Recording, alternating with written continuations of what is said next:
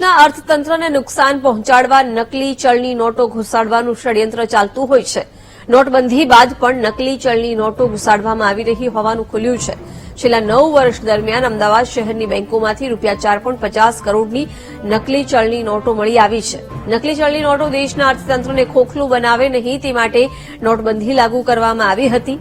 નોટબંધી લાગુ કર્યા બાદ પણ નકલી ચલણી નોટો આવવાની બંધ થઈ નથી. અમદાવાદ શહેરની અલગ અલગ બેંકોમાંથી 9 વર્ષમાં ₹4.52 કરોડની નકલી નોટો મળી છે. 2000 રૂપિયાની નકલી નોટનું પ્રમાણ વધતા બંધ કરવામાં આવી હતી. 2000ના દરની નોટ બંધ થતા હવે 500ના દરની નકલી નોટનું પ્રમાણ વધ્યું છે.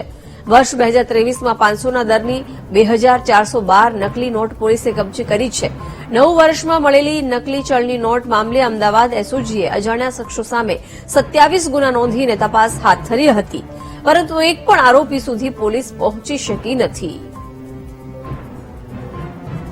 વર્ષમાં અમદાવાદ શહેરમાં જુદી જુદી બેંકો અને રિઝર્વ બેંકમાં જે સામાન્ય વ્યવહાર દરમિયાન નકલી નોટો જે મળી આવે છે જુદા જુદા દરની, એ તમામ નોટો શહેર પોલીસને અને ત્યારબાદ ક્રાઇમ બ્રાન્ચને મોકલવામાં આવે છે. એ નોટો ભેગી થયા બાદ એનો ગુનો દાખલ કરવામાં આવે છે. પંચનામું કરી એ નોટો કબજે લેવામાં આવે છે અને એસઓજી ક્રાઇમ બ્રાન્ચ તરફથી અજાણ્યા શખ્સો વિરુદ્ધ આઈપીસી કલમ 489 ખ ગ 120 મુજબ ગુનો દાખલ કરવામાં આવે છે. છેલ્લા 5 વર્ષમાં આવા 16 ગુના નોંધાયા છે અમદાવાદ શહેર પોલીસમાં, અને એમાં 1 કરોડ 16 લાખ ઉપરાંતની નકલી નોટો મળી આવેલી છે. નવી કોરોના પછી નવી ચલણી નોટો આવ્યા પછી આનું પ્રમાણ સરખામણી કરતાં ઘટ્યું છે.